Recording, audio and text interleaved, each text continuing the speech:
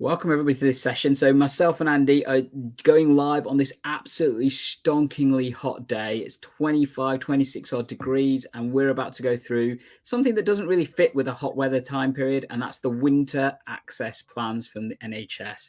Yep, so this is a clear document we've had from NHS England to the entire systems, that's ICBs, general practice, secondary care, everything, talking about basically what you need to know for the winter plans for the healthcare coming up for 2023, and we've got loads of stuff to cover, so let's get cracking as we continue.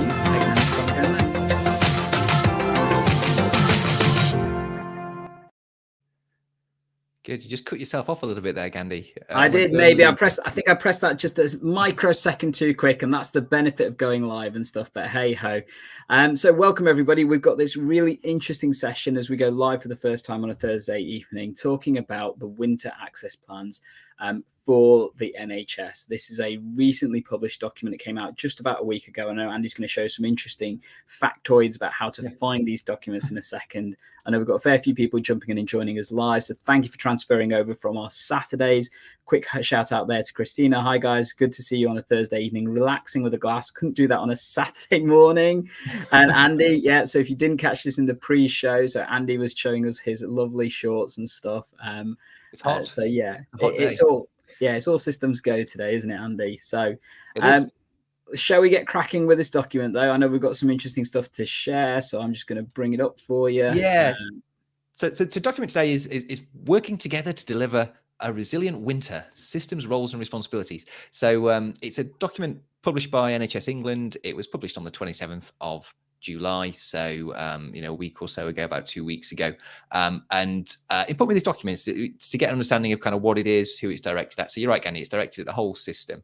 And the document itself describes itself as recommended winter roles and responsibilities. They say, we have developed a set of recommended winter roles and responsibilities for each part of the system, which are included in this document, largely taken from existing guidance and recovery plans. But what's on screen? We can't see that yet. We're on something else.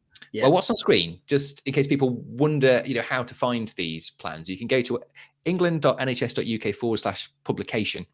And you get all of the publications in reverse chronological order. So there's already been 3 additional pages of publications come out since this came out on the 27th of July. And if people are wondering what kind of things come out, so let's find this one. And so this one came out just after constipation resources for primary care teams and just before the national medicines optimizations opportunities. So lots of guidance comes out from NHS England. And if you're wondering where sort of Pulse get their stories from, I guess, they kind of keep an eye on the documents coming out and then tell us more about it. Other primary care publications are available.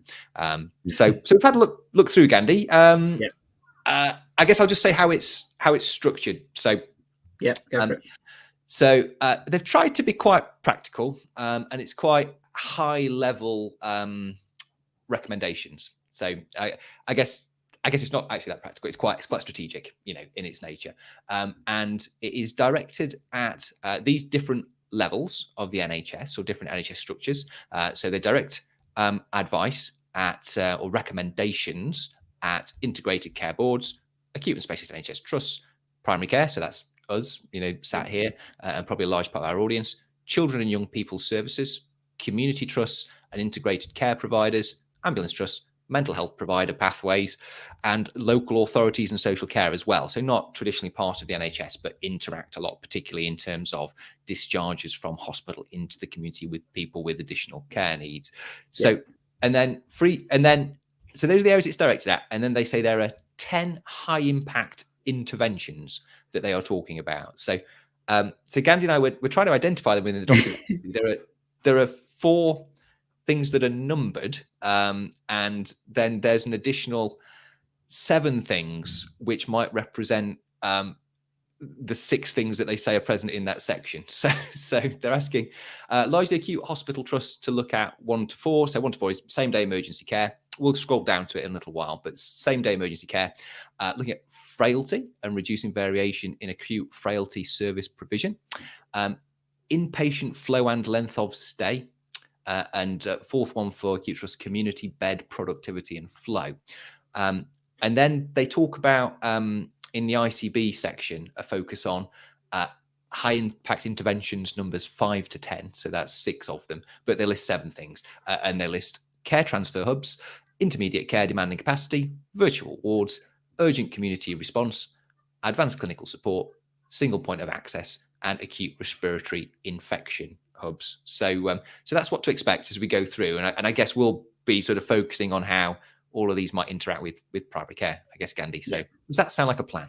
It sounds like a plan. Some of those things may sound familiar to previous things that come out from NHS England over the previous years. So particularly the RE hubs was a big thing last year, wasn't it, Andy? And the funding that we had to support RE hubs. Yeah.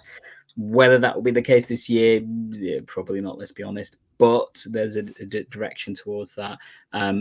Urgent community response is an interesting one. That's a service that we've had recently started in Nottingham, which, varying levels of success, I must admit, from my perspective as a clinician. But I think it's a great concept. And like you said, throughout this, we're going to look at how some of this applies to primary care, and maybe some stuff from primary care that you need to be pushing back towards the system in particular, because the biggest chunk of stuff is definitely directed at the integrated care boards, as you're about to see right now, isn't it, Andy? Yeah, and I think that you might say, why do we need to see this as, in general practice? But I think it's really, really useful to know where those above you in the system are having their attention focused, and actually you can perhaps see a few things coming down the line by looking at these documents. So, for example, I wouldn't be surprised if in a few months, out of the blue, we might be asked at short notice to set up acute respiratory hubs, for example, and actually we can kind of anticipate that by seeing that it's in the content of these documents. So I think it is useful to see what's coming down the road and to just understand why and where people's attention is within the system. Integrated care boards. So they're responsible for coordinating, everything that's below, but in particular certain parts of it that run across different other layers and structures within the NHS. So they're all about making sure that they're facilitating partnership working and ensuring that other parts of the system are held to account for delivering their responsibilities. So that's all there, and in particular, they're talking about, and this was in some of the other documents that we reviewed recently, the importance of the system knowing what is happening. So there's quite a focus on kind of data reporting within the document, I found, and they're talking about implementing overarching OPAL systems. So that's this operating pressures and escalations levels framework. So understanding what parts of the system are under pressure and expanding that to general practice. So anyway, jumping to the integrated care boards need to lead the delivery of high impact interventions 5 to 10, although there seem to be 7 in the section. So so should we take each one in turn then? So first one, care transfer hubs. I read this as enhancing the ability to move patients from hospital beds into the community. Essentially, I think that's the focus of this. I think our colleagues sitting in secondary care will probably say this will make a big difference. What do you think about this as a priority, Gandhi? It's sensible in some ways, because we know that there are challenges sometimes in terms of patients being medically fit for discharge, but socially not fit, and therefore transferred to another environment that can provide them some oversight support can be useful. I guess there's definitely an element of making sure that the care homes in particular, so some of this may be, care transfers, that kind of stuff, are suitably prepared for this kind of thing and have the resources to manage sudden transfers. Often, I know rhetorically, a lot of the information we get from the care homes is that patients are just dumped out and then they end up having to go back in like a day or so later because they're actually not as well as people thought. And it's just unfortunately an effort to get them out of hospital and stuff. So I think there needs to be some possibly standardization of the process from my perspective as a user on the other side of it and seeing that. But I think in principle, it can be a positive idea. Important to distinguish it from the next suggestion, which is intermediate care demand and capacity, which is the other way. So it's trying to stop people from going into hospital from the community, and that can be with intermediate care beds, which could be co-located in those similar environments anyways. They tend to be nursing homes again, don't they, Andy?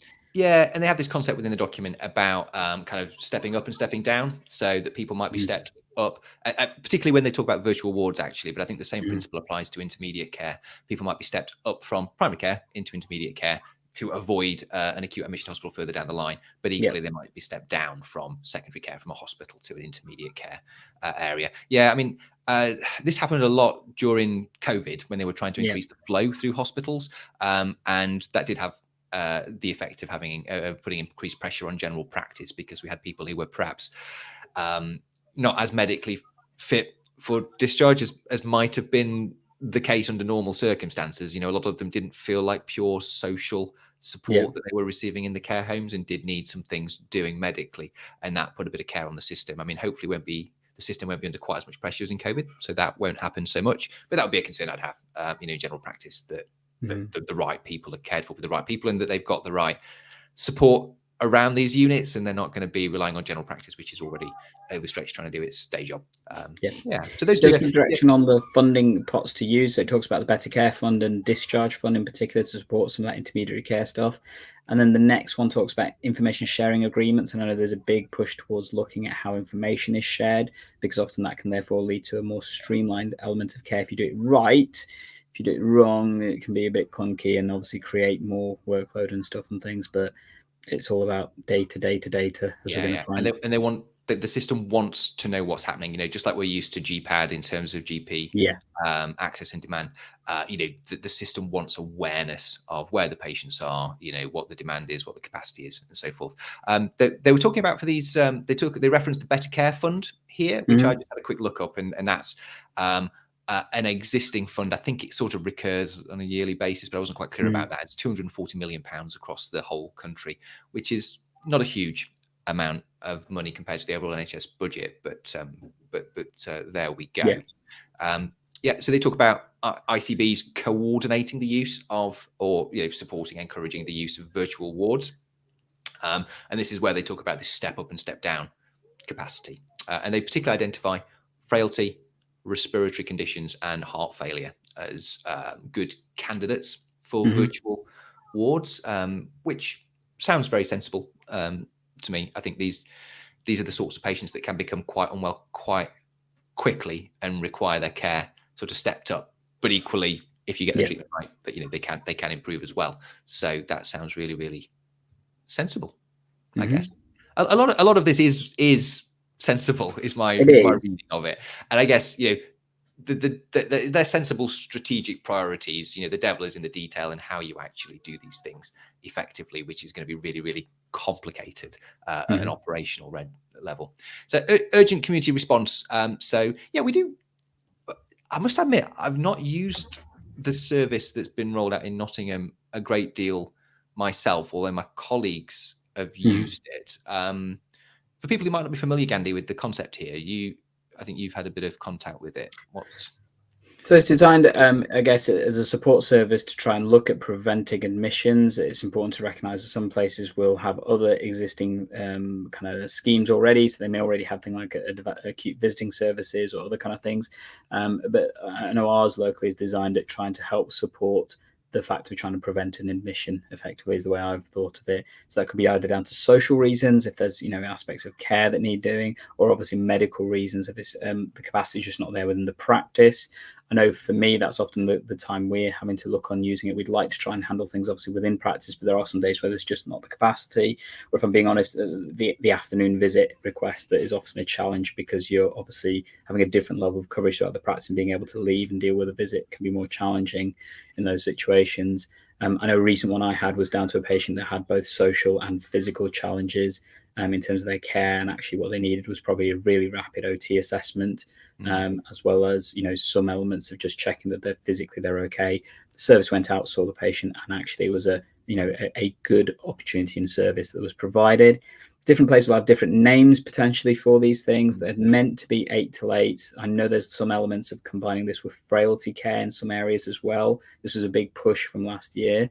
And effectively, it's solidifying some of those kind of plans and stuff for your local area. So I think important for where you are to know what these services might be looking like, and also what are the routes in. And actually, does it have to be general practice that directs a lot to this? Actually, no, it shouldn't be. This should be a collaborative service, I think. And it talks about, even having the Cat 3 and Cat 4 ambulance service calls to being able to patch into these resources as well. And then the next one talks about advanced clinical support for outside of the hours of the urgent community response. Yeah. And stuff. So, the UCR, the urgent community response, is meant to be 8 to 8, so 8 in the morning to 8 in the evening. But actually, recognizing that outside of those hours, and particular care home residents can be, that they sometimes just need some advanced clinical support in those tighter hours to understand, so that actually you can hopefully not require an A&E admission for a patient from a care home, which actually for a lot of those residents is possibly the worst thing that you could do for them. But it's knowing when is that the right step to take versus when is that just an overstep to take and stuff. So having that support could be really powerful. Yeah, and one imagines these could be, an enhancement of what is provided by the out of hours GP service, for example, not wanting to lay too much at the door of general practice. Of course, or embedded within 111. And something that strikes me is that I guess some areas will have quite well developed examples of, some or many of these services and others won't. And I think, NHS England in these documents is trying to sort of drive down variation across the country and across regions and across areas to make sure that the patient offer is similar and that everybody is implementing, what they consider to be high impact or good practice things.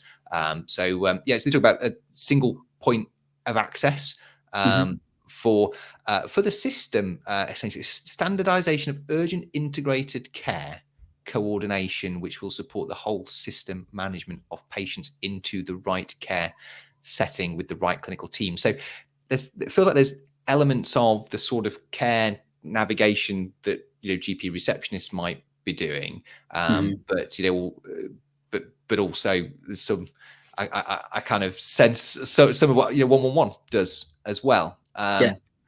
And trying to standardize the approach, it feels like a challenge. Actually, I think this is quite a difficult one to do, to have a single point of access for urgent care, because people do contact different parts of the NHS, and currently there's probably quite a lot of variation in what happens. Be interested. I know some areas of the country are more developed in this, so it'd be interesting to see if ICBs look to areas that have developed good examples of this and seek to integrate similar solutions in their own areas. So I'd be interested to see what happens in Nottingham around this. And Andy, I must admit, I read that and thought it was just a collection of buzzwords, to be honest. Yeah, I was trying to formulate what that might look like. Actually, I mean, I guess there are some aspirations in some of the other documents that we've seen to separate urgent care, and they do use the word urgent here, from routine care. So we saw that in the Fuller Stocktake, for example, in some of the documents that came out after that, and there were some examples of areas that had tried to separate the streams. So it feels like it might be a nod towards those sorts of approaches. I think this one could be technically quite difficult to implement, but it's a high impact thing, which could be a focus for ICSs. Acute respiratory infection hubs is something that I think many areas had experience with during COVID, and then also last year as well, expanded to some non-COVID presentations as well. So that's something I'm quite familiar with, and that I guess is felt to make a difference when there's an increase in respiratory illness in winter months. That can sometimes swamp services. Actually, the on-call list at your GP practice can be cough, cough, cough, cough, cough. So streaming those people off to a specific service again feels like a reasonable idea. I always wonder where they staff these from, because often you sort of stream off that work to another hub, but who do they ask to go and work in the hub? It's probably staff from general practice, or it can be or has been in the past. Don't know if you've got any other thoughts or ideas about how to implement that so it has the intended response, rather than just kind of pulling capacity along with demand to another part of the system. I think this is the challenge. Do we have the workforce to manage this? And I think that's the realization that some of this is a real difficulty. I think we've seen some examples where this has happened. Obviously, we had the Strep A, a challenge that came back in December last year, where suddenly places were having to step up, acute hubs effectively, and that was often a precursor for what then became the RE hubs in local areas. Important to remember, the RE hubs last year came with quite a reasonable amount of funding. Okay, not really. It came with some funding. Okay, there's no idealization of funding for any of this. This is just strategic planning that this document sets out and things. So I think it's probably having an idea of, if things got considerably worse in your local area, how would you rapidly set up an RE hub to cope with significant spike in demand for upper respiratory tract infections? Or I guess you could transfer this across to, I guess, easily strep A again. Measles. We're seeing a flare up of measles across the country, actually, or hopefully not, but another form of pandemic level illness and stuff. So having an idea of what that might look like, because obviously we don't know what's going to happen this winter. It's going to be a really different winter, I think, that we're going to experience compared to previous years. So it'll be really interesting to see what happens as a result of it. But having those ideas in the back of your head, how would you do this? What would you do? What would you need in order to do what you need to do, kind of thing.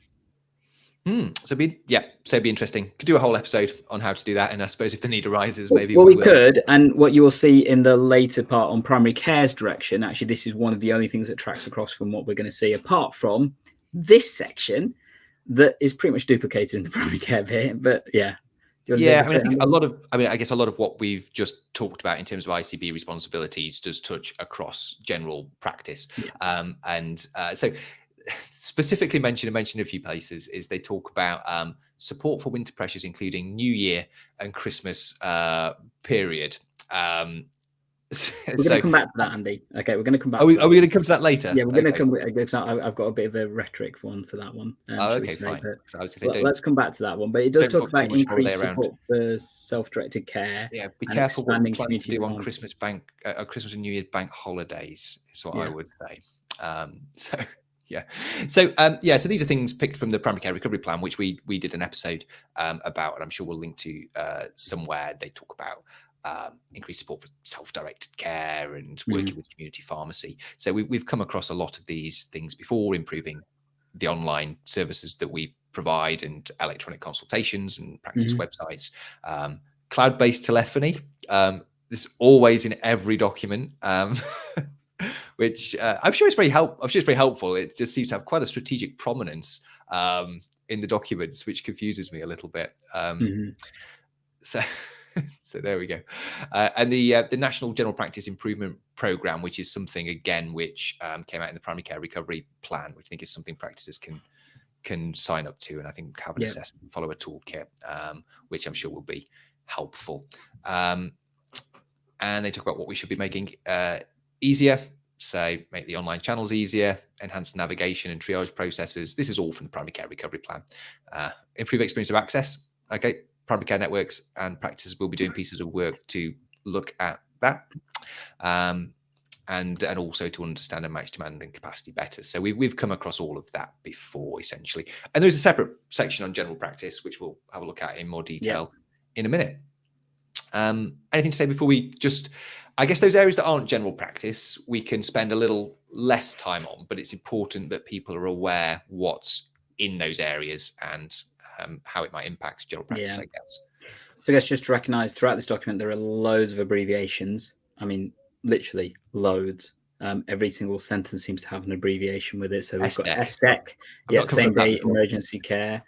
Following that, we've got the IUEC, which is the Integrated Urgent and Emergency Care in Section 3. I mean, this is talking about some of the initiatives for hospitals, so looking at same-day emergency care, how to manage that more effectively, and looking at a variety of options they've got. It talks about frailty as number 2, so how you can improve frailty provision, because of recognition, obviously, that can lead to protracted hospital stays when the patients have significant elements of frailty and the impact of that.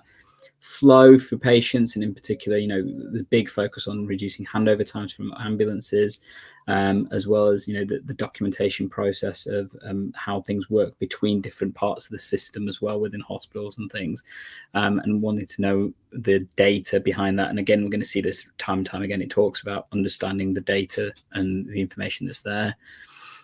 Talks about flow for beds in section number 4. So understanding what types of beds you need, having a plan and performance. Talks about, this was an interesting one, the focus on improving against the 4-hour standard for the type 1 attendances to continue to contribute to the overall A&E performance target of 76%. Now, correct me if I'm wrong, didn't that used to be in the high 90s, the target? Yeah, I mean, we will have been doing our A&E training rotations at a time when this was a priority, and it used to be fairly rare that someone would breach, the 4-hour in general practice target. I think the government until recently sort of abandoned the targets and weren't really reporting on them because the figures have become absolutely dreadful. But it looks like we're maybe moving back towards targets. But yeah, I think it used to be 90 or 95 or something. It was higher. People who work in A&E or will know better than us, I guess. So they're talking a lot about getting people in effectively, managing them effectively when people are there, limiting the length of stay to what's absolutely necessary, and improving the capability of understanding, who's wearing what bed, are they in the bed that they need, and then ultimately making sure the discharge planning works really well and that they have somewhere to go, which is where also the local authority kind of comes in terms of its provision of social care to support patients leaving hospital. So I guess primary care. So this is us, and probably the majority of the audience. So I guess this statement: ensure plans are in place to maintain access to primary care services between 18th of December and 8th of January, including ensuring bank holiday cover in line with primary care national contracts is in place. So I'm wondering if this means we might be asked to open in some capacity on bank holidays over Christmas and New Year. I don't know. What was your reading of that, Gandhi? So I took a different meaning from this. So I mentioned earlier we were going to talk about it in the later section. This, I guess, was my thoughts on it. I personally think this is a backhand slap from NHS England, in my view. Every year you will get an email in primary care reminding you that you need to stay open on Christmas Eve and over those particular periods. And I wonder if this is just a repeated direction of them trying to support that message that comes through that primary care should be continuing to provide services. You're right. On reflection, it may be a suggestion that you may need to be prepared to be open over the bank holidays as well. I think because we've been asked in it has happened before, and it has actually happened as well, where practices have been open over the bank holiday periods over Christmas, New Year's, and especially Easter when COVID was in full swing and stuff. But I think it's a big ask when there's absolutely no direction of resource to help support that, and I think that's one of the key things that as ever needs to be questioned when it comes to these asks that we get repeatedly. Because I don't know, I read that thinking it's just another backhand comment from the powers that be, and I like I said, I anticipate that annual email that you get on Christmas Eve saying, please make sure you're open. When you reply back to it saying, yes, we are, they're on out of office already. Yeah, I don't know. And equally, often if there is an ask to open on a bank holiday, it comes to sort of primary care network level, doesn't it? Because there's more contractual flexibility for the government and the commissioners there to say, well, can you provide a primary care network level solution to provide some provision, for bank holidays? So I just think we may, unless it's a very, very mild winter. I think important to recognise as well that obviously the enhanced access contracts do state that you have to recoup any lost time due to bank holidays. So for practices not to forget that in their preparations, because obviously Christmas and New Year's has 3 bank holidays within it. Obviously, we had a similar situation this May with the additional bank holidays because of the King's coronation. And I know that some areas fell foul of that particular rule when it came to provision of extent enhanced access because of the drop of hours and stuff. So just to be mindful of that in your planning for the winter period, of not to fall short of the enhanced access side of things. Good. And so OPAL reporting across general practice, we've talked about that in previous videos. Yeah, we have, and I think it's important places look at this actually because there is OPAL reporting for secondary care services. Often we will get the message of your hospital is on OPAL black or purple or whatever they're reclassifying black into because they don't want to use the word black. What does that mean for primary care? Well, actually, most places are probably OPAL red almost all the time currently, so actually, how can primary care use a similar alert process to let the system know what state it's in? Actually, at what point do you become OPAL black or purple or whatever color you want to call it and stuff? But I think there is going to be some direction of travel for this, particularly from the BMA, hopefully, because there needs to be, if I'm being honest, and in particular as we move towards winter period. But there is actually push for ICBs to work on this as well. If you remember, it was in the earlier section. This is an ICB responsibility as well as a primary care responsibility. Absolutely. And the question is sort of then what for me as well, if general practice is under significant stress or a practice under significant stress, what is the response from the system to support that? And I'm sure people will be talking about that. I suspect that there could be a push for primary care level solutions for mutual aid and mutual support. Those words are used in different contexts within the document around children's and adult services providing mutual aid and support to one another. So I wonder if that might be a concept that emerges, and that will be potentially fraught with all sorts of politics and discussions of moral hazard and all sorts of things. But I think these are conversations that the system needs to have as it matures, I guess. So this was interesting. Working with ICBs and other system providers ensure additional capacity is in place to respond to a surge in demand for primary care services, including through the development and provision of hot hubs and/or acute respiratory infection hubs. So I'm anticipating an email to primary care networks, so asking, what is your plan to deal with a surge in primary care services? The thing they've not highlighted actually is if primary care capacity is significantly degraded through illness, which I know was part of the plans that we were writing up during the COVID pandemic, which I've not mentioned here, but that is something also to consider. But people may be well advised to keep some of the plans for what they've done during COVID and in previous years in the drawer so that they can activate them, or perhaps even have discussions ahead of time about how they would respond to those sorts of asks from the ICB. An interesting point. I know we didn't look at it in more detail, but if you go back to the secondary care section, there is a line in there. It talks about, so a little bit lower down, I think, Andy, in that big chunk there, a little bit lower, it talks about something about staff capacity to make sure that there's a plan for if there's staff sickness in secondary care bases. I think it was in there, or it's, so it talks about vaccination of staff in the last bullet point. And I'm pretty sure I read somewhere about staff capacity somewhere in there, but so it is in there somewhere, but it talks about staff sickness in terms of what happens if there's significant staff. So make sure you've got workforce planning to counteract and manage that challenge.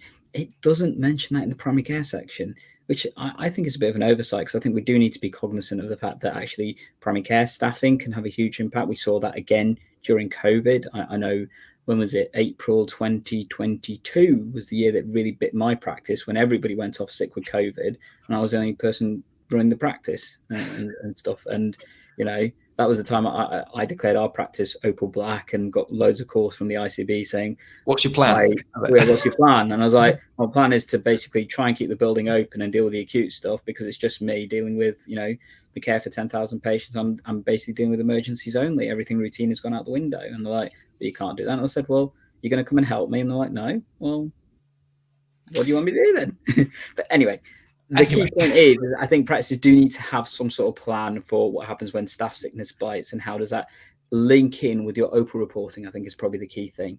Maybe that's the strength of OPA reporting for primary care. It's about staff capacity and staff sickness that has an impact in terms of your running tally of workforce abilities, in combination with the demand that you get, which is, I know what some of the later stuff that it's going to talk about in terms of, again, those recovery plan tactics of cloud-based telephony, data reporting, yada, yada, yada, that we've talked about ad infinitum. Yeah.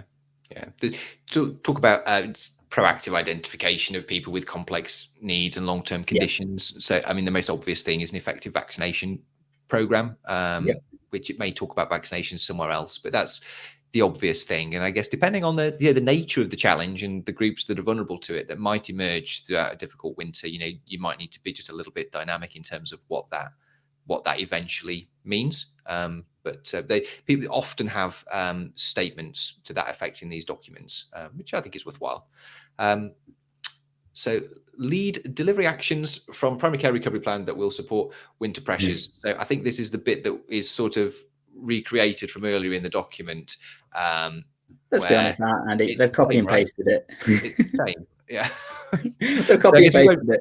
We don't need to go through it again, and it's actually from the previous document, the primary care recovery plan, and make sure you've got your new digital cloud-based telephony. That's also there as well. So then, what I will point out on that section just before we move on to children and young people is, so it's the line that Andy hasn't highlighted. So it's the improving the primary and secondary care interface. Single line, single comment. I think many people have forgotten that this is in the recovery plan for primary care as well. In fact, there's a fairly good section on it as in addition. It is an ICB responsibility, it is an acute care responsibility, and it is also primary care responsibility. I think this is something that actually many places do need to focus on. If you ask most GPs, one of the biggest challenges they have is the workload dump from secondary care that they feel is going one way. I think secondary care would have potentially sometimes a different view. I think there are absolutely culpable people on both sides of that interface. But I think this is probably where we, from a workload capacity issue, that we ourselves within the NHS generate, this is where actually if you can dedicate some time, the return on gains will be more significant, but it's having those discussions. So actually, this is the easiest one to forget. This is probably the one that's going to have the most noticeable impact if you get it right between primary and secondary care. Yeah, absolutely. There's so much that can be improved in there, from processes to relationships. You know, and I guess it's the sort of thing it's difficult to do as a practice, isn't it? It has to be, and it's almost difficult to do as a primary care network because hospital trusts are so enormous. So it almost has to be done either on a network of primary care networks level or with a local LMC, really, to really make a difference. Perhaps a federation might be big enough to take on the challenge as well. But there's lots of benefits to getting it right. Absolutely. So children and young people's services. So the remaining structures of the NHS, you know, all have things that they should be working on, and there's some interaction with primary care, but it's probably worth just looking at the headlines really in terms of what they're being asked to do, just so we have an awareness of what they're being asked. So so they identify high impact interventions for children and young people. So these are often similar to those that we've seen in terms of the general high impact interventions principles. They talk about RE hubs and virtual wards, targeting at the greatest need, and so forth. Talk about whole system planning. Some of these feel like quite just big strategic concepts, I guess, but they will be meaningful for these services. Pediatric critical care surge planning. That's sounds very sensible. This is where this mutual aid sort of concept came in. So mutual aid considerations across pediatric and adult teams. And I thought, gosh, the sort of the training and the experience will be really different across those teams. You know, it's going to be really challenging to move staff from one environment to the other, if that's what's implied. I suppose it might be helpful if the situation is absolutely dreadful, but that's going to be really challenging, I thought. Well, I think that reflects what happened over COVID, because obviously during COVID, it seemed to be more of an adult-facing challenge, particularly in the ICUs. So therefore, obviously, a lot of pediatric ICU staff were transferred across to adult as they had to expand the capacity they needed and stuff. So it is possible. It does have a training requirement, absolutely. And I think there's also a question of when is that trigger point that you are looking at that situation. I think that's for each place to look at. It talks also about mutual reciprocation a bit later on, about between ICU departments as well. You know, we saw that at one point, I think last winter, didn't we, where a pediatric ICU bed was almost impossible to find because they were all full, and they were having to, do mutual aid across hospital trusts across the country and stuff. So just recognizing that those are resources that are finite, and actually, how are you going to make that manageable if a challenging situation came across and stuff? Yeah, it's difficult. I think the concept of mutual aid, so I think it always feels like it applies more to organizations that look after similar populations, like general practice. It's the sort of thing police departments do, isn't it? When they have a big problem, they'll bring in people from a neighboring police department. But yeah, anyway, interesting. We might see more mutual aid. You could theorize that maybe this is something for them to consider between primary and secondary care, actually, the mutual aid concept. And actually, if you argue, if you look at it, that's what an integrated care system is meant to do. It's meant to be able to redirect the workforce to where's the area of most need. And if we were in a situation where actually primary care's need was more significant, or vice versa, and I know that one's probably going to get me some comments in the chat about how primary care has it working with secondary care. Well, we've been asked before, haven't we? And it doesn't always, it's not always received that well within primary care when we've been asked. And there's all sorts of complicated things that need sorting out as well about, insurance and, all of these things which actually do matter when push comes to shove. But yeah. Gandhi, vaccination uptake. I thought this was interesting, being in the children and young persons services area, because general practice does a load of vaccination, and didn't have the same prominence in the general practice area. So I just thought it was interesting that it popped up here rather than in the general practice area. Well, I wonder if that's down to the absolute balls up that's happened over the past couple of days that Christine has mentioned, which is odd how NHSE can deliver a winter pressures document in July but couldn't get the flu season timings right. For those that don't know what that is, over the past few days, the seasonal flu documents have come out. Now, interesting, we're not covering them because it's been so labile around the situation that it's literally changed every day. So we felt it's not something we could cover in detail. But the long and short of it is, they have created a seasonal flu plan. There's a reduction in the reimbursement for the COVID vaccinations as a result of that. And there was a suggestion that vaccination should start a month later than typically planned, and that you wouldn't be reimbursed from a practice perspective if you did any vaccinations earlier than that. Just to clarify that literally about half an hour before we started this live stream, a formal document has come both from the BMA and from the NHS England stating that they will honour clinics already booked for September, because of the fact that, to be honest, if they didn't, they're being stupid, and thankfully they're not being stupid. But it's a comms disaster unlike anything else that, to be honest, we've seen for quite a while. It's a gaffe, in my view. But good to hear that clarification has come out to make sure that that's not going to be an issue. Let's just hope they don't do it again, basically. Yes. So back to the last few sections of the document. So community trusted integrated care providers. So these are people, large organizations providing community-based care. So a lot of this is about bed flow and linking up with the bed flow issues around hospital and secondary care. We just highlighted just a few of the things here. Focus on avoiding emergency admissions, particularly in the context of palliative care, for example. Better joined up care, so everybody knows what the plan is between primary care and community care and social care. I think a lot of areas have been working towards that, but community care needs to play its part, and that's highlighted there. Data sharing and submissions. So I think this is a desire for the NHS to know a bit more about what's happening with these community care trusts and providers, so that they can, use that data to coordinate the activity better with other parts of the system, I guess. And I suspect it may be an area where they've had less data compared to what's happening in secondary care and increasingly primary care. I said just went for the headlines really here. Ambulance trusts. So they want a greater number of deployed hours. Great aspiration. I'm sure the ambulance trusts are reading this saying, okay, that's easy to say. Delivering that within budgets may be difficult, and they want to hang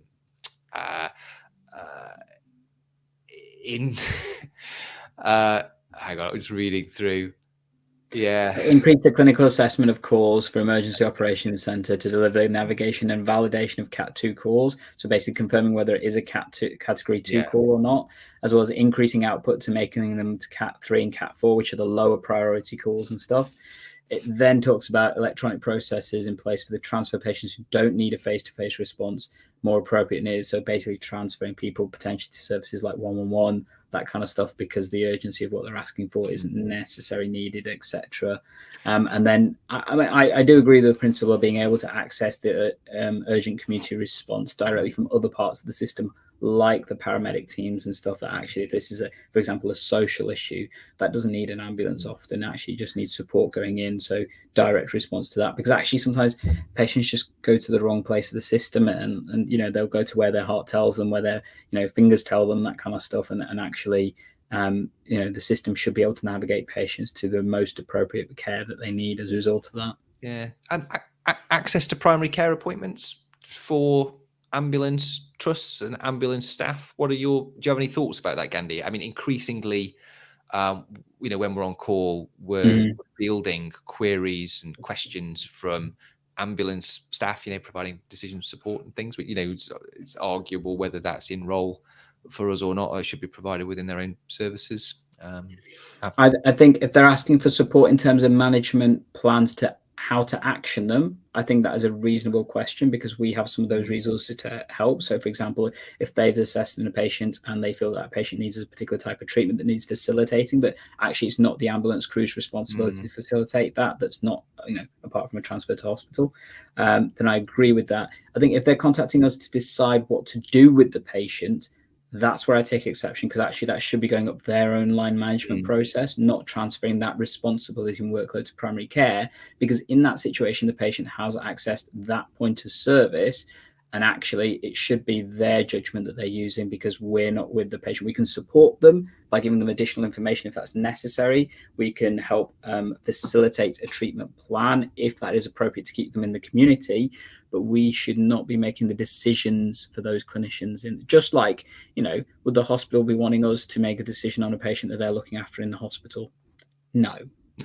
That's not our responsibility. And similarly, it's the same in this kind of situation. Yeah. I thought it was interesting they don't mention that particular interface with primary care there. Actually, I think it was interesting that they didn't mention that. Establish sufficient call handling capacity. Again, that's going to be difficult. What is sufficient call handling capacity? I don't know. I mean, maybe it is defined within ambulance services. I don't know. And they want embedded mental health professionals within emergency operation centres ahead of winter. So that sounds like quite a specific requirement. And of course, I guess when we look at the primary care section and we see, this has come from, other documents that we're aware of, I suspect the same is true of this information for the ambulance trusts and other areas as well. So this is probably not news to them, but it's an interesting overview for us.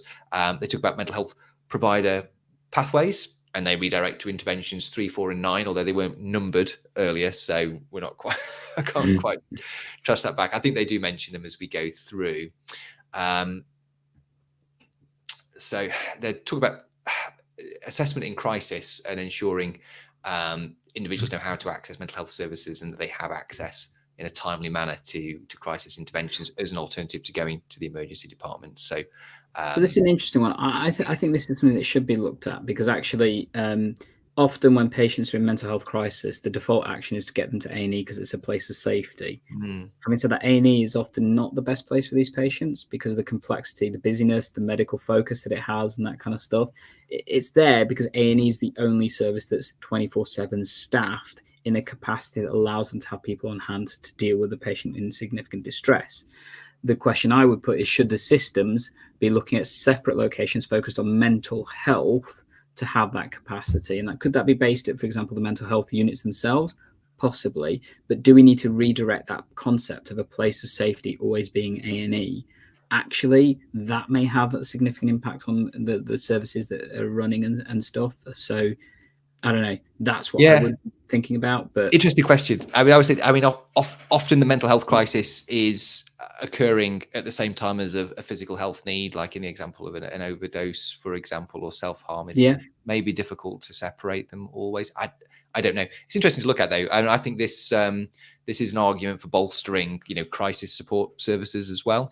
Sometimes there are issues with the capacity within mental health crisis teams that mean that people then go to the emergency department as well. So I wondered if this was a nod towards strengthening crisis teams who provide their response in the community to patients. So that's interesting. They're talking about maximum take of vaccinations for their populations. So a mention of vaccinations within a worthwhile attempt, I think, having the support of mental health teams to support patients with mental health challenges to have their vaccinations, because they are a subset of population that fortunately are often under-vaccinated. Yeah, they've often got other complex physical needs as well as their mental health problems. And they're talking about ensuring tools are in place to understand the demand, activity, workforce, capacity of their pathways and their services. I think there's something similar occurring in general practice, I think at other levels as well. So this is about data and understanding and responding. And I'm sure there are mental health plans and strategies that already discuss this, and that's where they're pulling it from. It's about emergency housing funds to enable discharge of patients with no fixed abode. This sounds sensible, actually.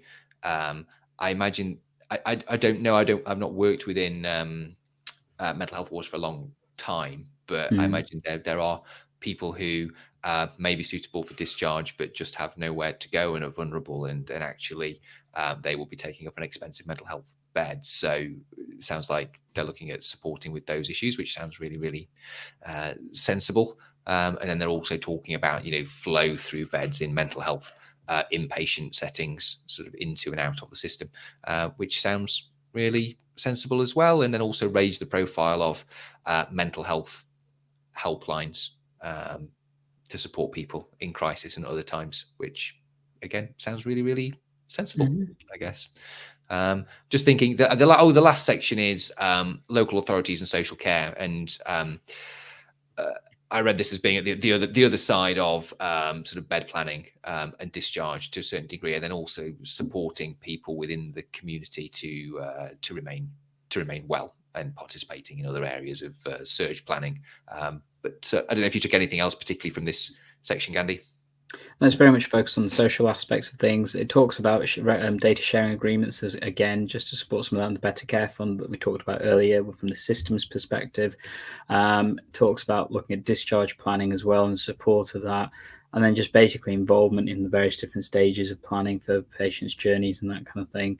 And supporting to make sure there's not another flu pandemic of some sort, whether it's COVID or some sort of other flu as well. So, I mean, sensible suggestions. Interesting to see how local authorities play with that and from a system perspective, because again, this letter is directed towards the system, and I think it's important that people look at it from that particular perspective. But yeah, brief summary there, isn't it, Andy? Yeah. So that brings us to the end of the document. I guess people may have been commenting out there, and this is the opportunity to comment and let us know what you think about the document. Is it sensible? Is it practical? Is it deliverable? Are some of the things counterproductive? But what people might be composing some thoughts. I guess we probably have some thoughts about the document, having spent some time with it before and just going through it now. You got any thoughts, Gandhi, to share? So I think it's an interesting document. I think I mentioned it earlier at the start. I think this is a document that actually, although very little of it seems to be focused around primary care, because let's be honest, the main thrust of the primary care bit is about the recovery plan for general practice, which, okay, it is what it is. I think going back to the system providers and saying, how are you going to support us with some of this is really important. And I think actually looking at how are some of those steps going to happen is a really important step I think practices need to consider. Probably from a network footprint, I think this is probably a discussion to have with your networks, particularly obviously there's some focus around things like RE hubs, acute response hubs, urgent care response, that kind of stuff. How are they going to be used effectively in your local areas? Vaccinations, okay, regardless of the furore over what's happened over the past few days and stuff, actually vaccinations we know is going to have, if we can optimize those programs, it's going to have a significant impact in the number of people who do become significantly unwell over the winter period. So can we do that more collaboratively with other aspects? And as I mentioned, it's that primary care interface, I think, is the big winner if we can get that to work effectively. But it's how you approach that, what steps you're going to take, and who's going to support you with that from both the system, because the system needs to, and obviously the other part of it, the secondary care part as well. Gosh, agree with all of that, Gandhi. Don't know what more I can add. I guess just general impressions for the document are, I mean, it's a very high level strategic document. Yeah. And I think the real difficulty is in actually implementing a lot of the recommendations. It's really, really thorny to do a lot of what is described, but it's helpful to for the whole system to be given the same priorities. It's a good starting point because a lot of these outcomes need primary care to work with secondary care, to work with community care providers. So I think the document is doing a useful job actually to kind of get people on the same page as they then go into the detail of the planning. I suppose with any of these sort of plans that come out, you do think, well, okay, it's pulling together existing plans. There's no new funding associated with these plans at all, although sometimes the NHS eventually, or the government eventually panics and puts some money into winter funding, but it tends not to do that ahead of time, which really makes it difficult to plan the scale of responses. So, actually some indication of funding can help you actually plan better. Yeah. So that would be really helpful. And of course, okay, a lot of this is workforce dependent. Is the workforce there? We've had the long-term NHS workforce plan, but that's about increasing training numbers and staff in, 5 years time, 10 years time. So it's going to be difficult to do more with existing staff levels. And I guess finally, it feels like it's may place quite a lot of pressure on primary care network, CDs, clinical directors, and people who work at that level, and also, locality teams and teams within ICBs. Often there is a recruitment freeze. They are being asked to reduce their budgets, not increase their headcount, not replace staff that are leaving. So it's difficult, isn't it, to do more when actually the capacity to do those things is probably being reduced. So, I do worry for the people operating at those levels that this is going to give them a lot more to do. But on the whole, good to have the priorities, I think. Interested to know what people think. I guess people can tell us here or leave in the comments. So we've had some comments. So Dr. Rajashi Raha, are we GPs getting measles boosters with the recent measles outbreak? Are we getting COVID booster and flu booster at the same time in our surgeries? So I don't know if we can answer that specifically. I've not heard anything about measles boosters. There obviously is a current potential measles outbreak down in London that's happening and that they're keeping a close eye on, and obviously hoping that doesn't spread towards the country. Obviously some of that down to the vaccination impacts of, uptakes and stuff and things like that. COVID and flu boosters, as we mentioned earlier in the stream. So there's some breaking news just before we started around some of the directions. I guess that's something me and Andy could look at covering in the near future, but timing of that's going to be a bit tricky. I don't know. We may churn out an extra special episode just briefly summarizing that, but definitely would recommend you go and have a look at the most recent letter that came out today. So that's on the 10th of August. It was around about the evening. It's probably on that NHS publications part that Andy showed us earlier and stuff. So definitely do have a look at that. I can see Christina's comment in there about never say never, Gandhi. And I guess this was in response to my comments about hopefully NHS won't make another communications gaffe like that anytime soon. Yeah, obviously commented there by Christina and stuff and things. Andy, I think you're trying to show us it, aren't you? Oh, yeah, this is where all the publications come from, but it doesn't appear on there, does it? Just having a look. Maybe it's going to come out tomorrow on the website. But maybe if you go to page 1, because it would have just been released. Oh, sorry, I'm on the wrong page, aren't I? Yeah. There we go. So okay, there's some there it is information on the seasonal campaign. So there you go. So yeah, if people ever wonder, where to find these documents, england.nhs.uk/publication is where you find a lot of this information. So there we go. But something for another episode, I think. Yep. So if you do, thank you for joining us. For those of you that are live, we really appreciate that you've stuck with us for this episode looking at the winter access plans for 2023. You never know, there may be another document that comes out a bit closer towards winter. It is nice to see them planning for winter, I must admit. It's one of the criticisms often they get about how to plan for things. At least there's something. I appreciate it's not come with any funding resource or etc., but at least it is something to give direction in terms of what to consider at the very least. Really useful, I think, for those of you that are wanting to look at more information about other areas that can be challenged. So things like health inequalities. If you do want to look at that, have a look at this episode coming up right here, which me and Andy will be releasing next week, that shows you about some of the really cool things you could do if you're trying to tackle health inequalities. Alternately, if you are joining us live again, that's going to be in 2 weeks' time, slightly later time of 8 o'clock. And definitely check out this episode. That's going to be a really controversial topic. I think it's going to be quite interesting. It's some really controversial guidance from my perspective that is absolutely the bedrock of the challenges we're facing in general practice, along with private healthcare. So definitely jump in and join us as we continue to tech enhance your primary care and learning. Thank you for joining us all, and we will catch you in the next episode. See you later.